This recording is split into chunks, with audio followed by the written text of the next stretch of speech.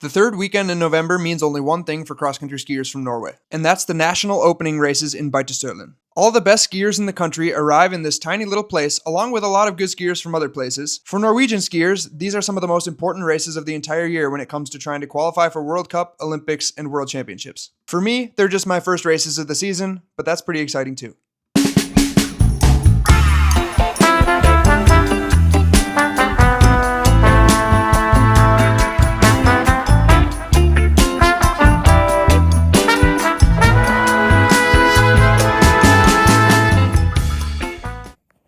Happy Tuesday, happy interval morning, and welcome to another video. I wanted to show you guys first a kind of fun thing that I'm doing this year to counteract the super dark mornings. I am in Norway. It is pretty far north, so the sun is not actually rising here until like 8:40 a.m. now, and it's setting at like 3:30. So I have this here daylight lamp that I am blasting into my face like a Call of Duty flashbang every single morning for like 20-30 minutes while I eat breakfast, and I wanted to show you guys what that looks like. 3, 2, 1. That's pretty much what it is. So I feel like this helps me wake up, helps me maintain a nice circadian rhythm. So they're pretty cheap. If you have trouble waking up in the winter, this can be a good solution for you. Back in the Beitostølen Stadium, mouth full of gummies, what else is new? And I'm about to do some L3 skating intervals, probably do full lap per interval, which is around 5K, so maybe 3 times 15 minutes or something like that. Nice conditions, here we go.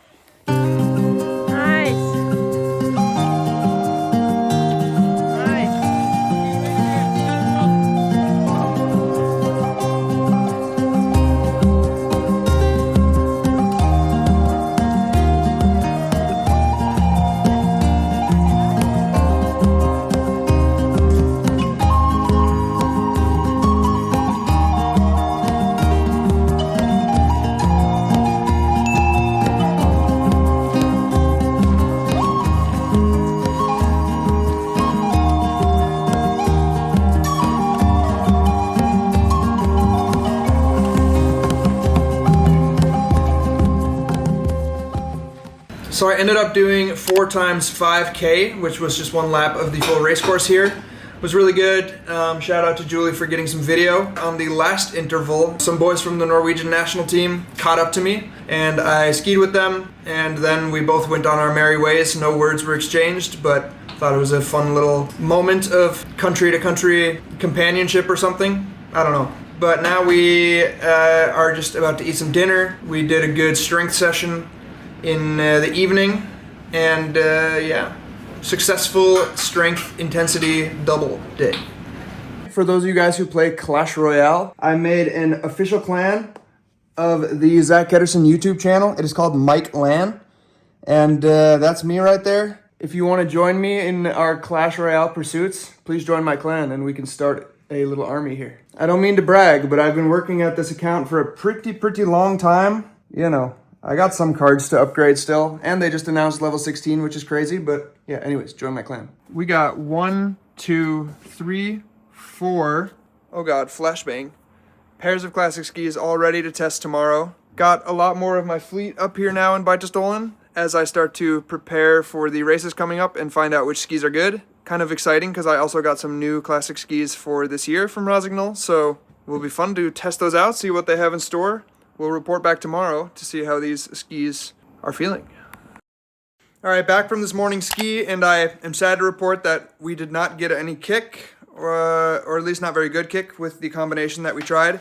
So for those curious, we used green base clister and then covered it with VP45. And it turns out that we skipped a very important step, which was to add this blue extra clister, K35. We're gonna try that one tomorrow on the pre-race day and hopefully be kicking like a mule.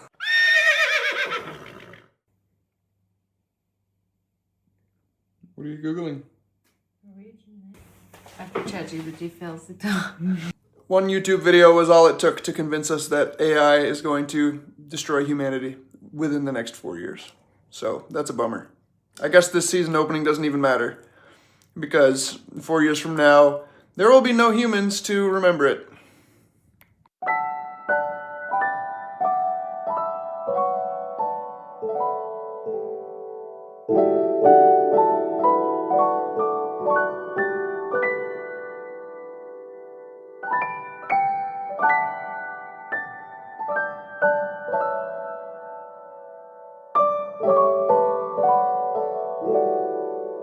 have the Mjolnir here, Thor's hammer. Didn't work. Might have to make another trip here. Oh, what's this? Oh, this one. This is a classic. I think in like 2019, Klæbo broke his hand on one of these machines, is the rumor. Or he punched a wall or something, I don't know. But this was the story we got. Nice. Okay. Cut. Heat molding, I don't know. The things we do for increased, improved, enhanced fit. 10 minutes with a hairdryer because the boot has been rubbing a little bit weird on my top of my foot, so I'm gonna see if this helps. But anyways, happy pre-race day. I will check in with you guys once we get out there, and I want to explain a little bit about what a pre-race day is, what the things I try to accomplish are, both between the skis and the actual workout side of things. So I'll see you guys at the stadium. All right, we are at the stadium. Really cold day. I think it's like minus 13 or 14 Celsius, 12 degrees Fahrenheit. Step number one is going to be to lay out the skis. We have 4 pairs that are all kind of the same type of skis for these conditions that we are facing here. So we are going to start by gliding them out, which is where Julie and I will line up on a downhill, glide next to each other and see which ones are faster. And then after we found out which skis are the fastest, we will then test them on feeling. So the kick wax, you know, how free they feel in double pulling, everything like that. Yeah, 4 pairs to test today. Always fun to see what's working, and especially in good conditions like this.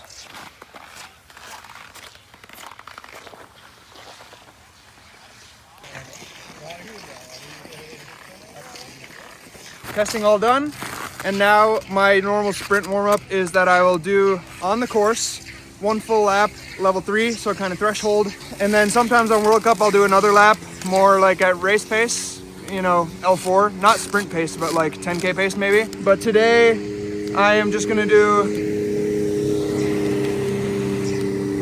the 1 lap L3 and then some speeds on some like key parts of the course. So out of the start, into the finish, up the big hill, stuff like that. So try not to make it like waste too much time, but also good to practice this stuff.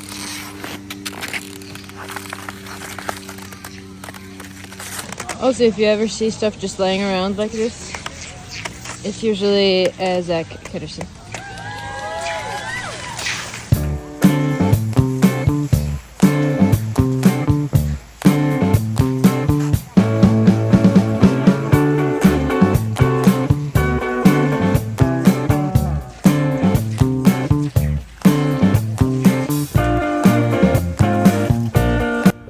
All right, all done with the pre-race day. Shout out to Julie for all the testing help. Skis were really good today too. Also want to give a really big shout out to Team Elon Nord-Norge, which is a regional team from Tromsø, northern Norway. They are a connection through my World Cup wax tech. His name is Björn. He's also from there, and he helped set up my wax support for this weekend. So that is really, really nice because that team has a lot of athletes for whom this race is very, very important. And I'm kind of just a joker here, so it's really nice that they would help me as graciously as they are. And now we are just gonna put our legs up for the rest of the day and load up for tomorrow. Exciting. Just wanted to share some thoughts about where my mindset is at as we enter the first races of the season. This has definitely been a bit of a different year for me with moving to Norway in the summer. I've also done a lot more altitude this year with that Park City camp in September and the Livigno camp in October, November. All that to say, I feel like I've basically done, in my eyes, everything that I could to be as prepared as possible for the start of the season here. So yeah, I'm definitely quite nervous. And I'm very grateful for everybody who watches the vlog because it allows me to sort of show off my personality outside of just being a ski racer. And it's fun to see that a lot of you guys enjoy some of the content on the videos that's just kind of silly, stupid stuff that has nothing to do with skiing, because obviously I train and I race a lot, but my life is, you know, not so much of it is actually training. training. As I sit here the night before the first races, I just wanted to say that I'm very excited, cautiously optimistic, and ready to go.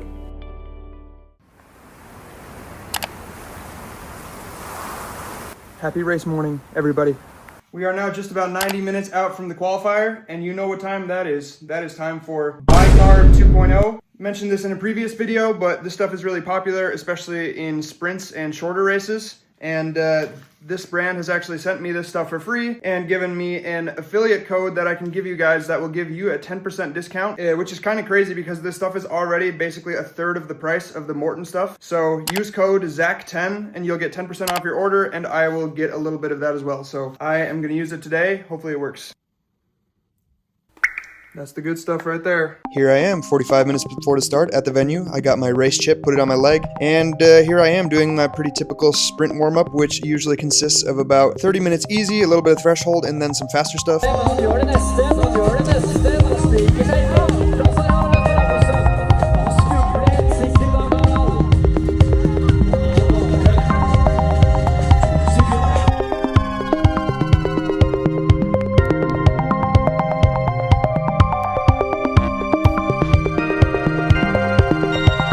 Gonna record my voice over this just so that I don't get copyright strike or something. But a really strong qualifier for me. I was very unsure how it would feel after spending a lot of weeks going pretty slow in the mountains, but this felt really good, and I'm happy with the place here.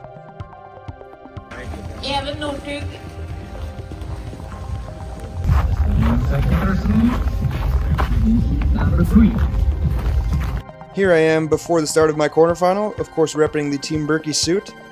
Out of the start, I actually had a pretty bad start, but it didn't really matter on this course because my plan was to actually just lay behind in second or third on this section of the course because it was a pretty long, gradual, flat/downhill where being in the front honestly didn't really benefit you that much, so I was just absolutely chilling here. Then we come out of the turn and into a pretty long working section, and my idea here is to try to position myself really well for the course as it gets harder here and a pretty important hill comes up. Here I'm actually pretty unhappy with my striding technique. I think I was stressing quite a bit. But anyways, I was in the position that I wanted coming into the last hill here, kind of tied for first, and then I absolutely laid an egg on this hill. So the guy came next to me, which was a bit shocking, and I just sort of lost all my momentum and was a little bit flustered. So here I come in sixth, which is really not ideal.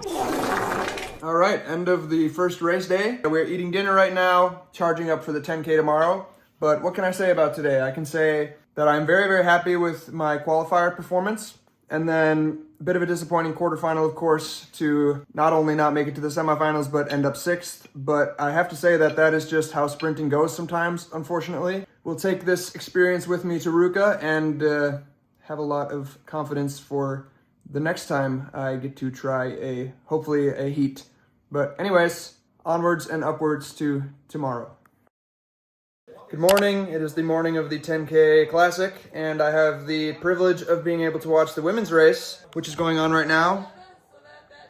And I feel like that's always kind of nice, because you can see how the course is looking, see how the conditions are, and get some, I guess, insights before you have to go out there, especially because I don't think I will actually be able to go on the course whatsoever today. Due to the sheer amount of women's and men's racers participating today, there's just no window where the course is open, so this is kind of my course preview. But anyways, feeling really good, slept well, excited to do my first distance race of the year, and gonna be a fun day.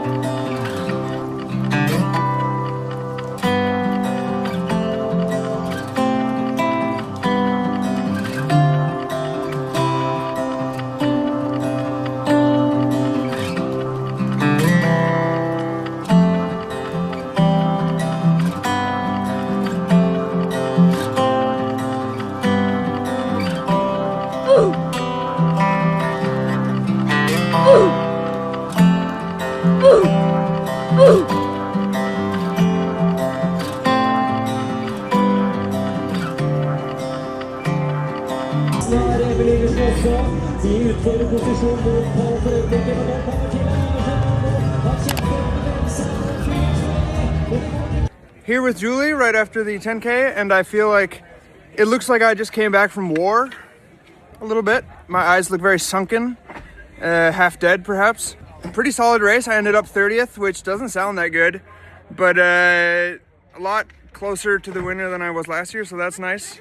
Felt pretty good. I paced it well for once, which is a big difference from my normal strategy, which is to lead the race at 3K and then absolutely die for the next 7.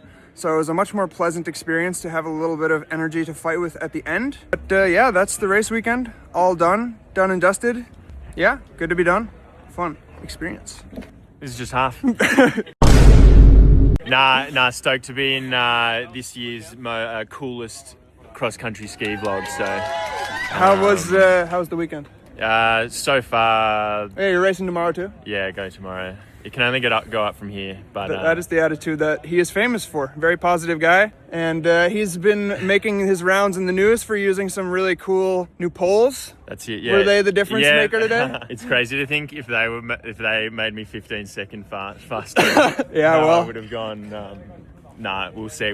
Need more testing. But Beitostølen is not for the faint of heart. These are two guys who know that very well. So, yeah, well, good luck tomorrow, brother, and we'll see you in Ruka. Yeah.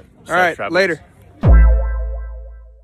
Alright, hope you guys like this super casual leaning over the counter with the camera on the counter shot. I think I'm gonna pretty much wrap up this video because tomorrow is Sunday and we are basically just gonna be driving back to Julie's cabin, where I will spend a few days before actually flying to Finland for the Ruka World Cups on Tuesday. So a obligatory make sure you subscribe so that you do not miss that, because soon I'm gonna be reunited with my US ski team squad and doing World Cup races, which I think will be a ton of fun, and I am excited to show you guys some behind the scenes of that. As for this weekend, I am really happy with how it ended up going. Of course, the sprint was a little bit underwhelming, but a really good qualifier and a personal best in the distance race here. There's a lot of positives to take away from this weekend, and I am really looking forward to a lot more racing this year. Won't have to wait too long before Ruka. So thank you guys so much for watching. Hope you enjoyed this video and really appreciate you guys. See you next weekend.